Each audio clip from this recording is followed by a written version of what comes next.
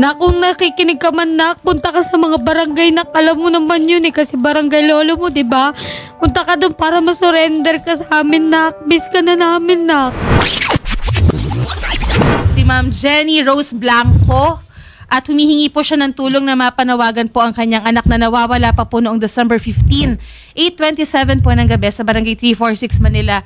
At mga kapatid, huli po nitong suot ay itim na sando, blue po na shorts at black po na tsinelas. Si John Rusty Avila po ay 5 taong gulang lamang po. Again, nawala po ng December 15. Ma'am, nakapagtanong-tanong po ba kayo sa inyong lugar? Opo. Patungkol po dyan? Ano po, nakapagkuha din po ba kayo ng CCTV? Meron pong CCTV footage po siya. Ano nga, men? Na huli po siyang nakita, Batangas Street po talaga. Batangas sa 346 barangay. Doon din mismo sa barangay po ninyo? Hindi po. Taga 319 po kasi kami. Anong lugar yan? Anong siyudad? Anong Batangas Street po, Santa Cruz po. Santa Cruz, Manila. Papunta na po tang Blooming Street talaga. Jenny Rose, 22 years old ka lang? Opo. Yung anak mong nawawala is 5 years old? So ilang taon ka nung maging anak mo to? 17 po. 17. Asan ang tatay?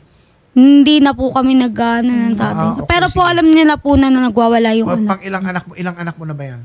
Panganay ko po yan eh. Ilan na ba anak? 2 po. Sa ating mga netizens, pakitingin nyo po yung picture ni John Rusty Avila. Ano po? Ayan po ang picture niya.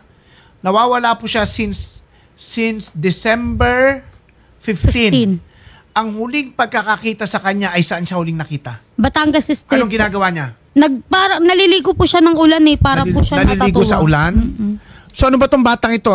Mahilig magpaligoy-ligoy sa mga kapitbahay, ganun, palaro, mahilig Naglalaro lang po sa siya, labas. doon lang po sa gilid namin eh. Okay, yung first sabi time niyang nawala? Opo. So wala siya ugaling naglalayas? Wala po.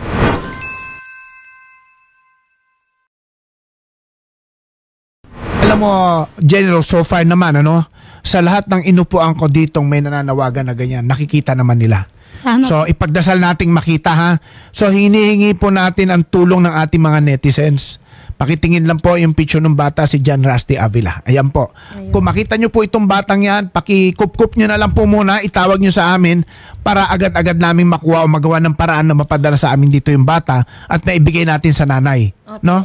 Okay, at ikaw na po mismo, ma'am, manawagan po kayo, ma'am. At baka nakikinig din si John Rusty Avila. Maganda nga po, sana po matulungan niyo po kami mahanap yung anak ko. Hindi ko na po kaya, hindi ko na po alam kung saan ko siya titignan.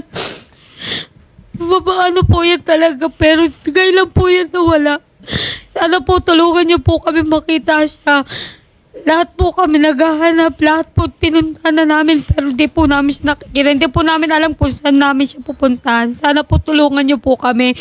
Na kung nakikinig ka man, nak, punta ka sa mga barangay, nak. Alam mo naman yun kasi barangay lolo mo, di ba? Punta ka doon para masurrender ka sa amin, nak. Miss ka na namin, nak. Yan na, kung siya ba'y tinatanong, alam niya sabihin ko anong pangalan niya. Marunong naman po siya, Okay. kaso bulil-bulil lang po siya magsalita, pero maintindihan mo naman po talaga Okay, siya. sige. Okay, sige po, ma'am. Once po na may magbigay po sa amin ng impormasyon, agad-agad po naming ipapaalam po sa inyo, ma'am, ha? Okay, Opo. sige. Salamat po at magandang hapon. Salamat din po.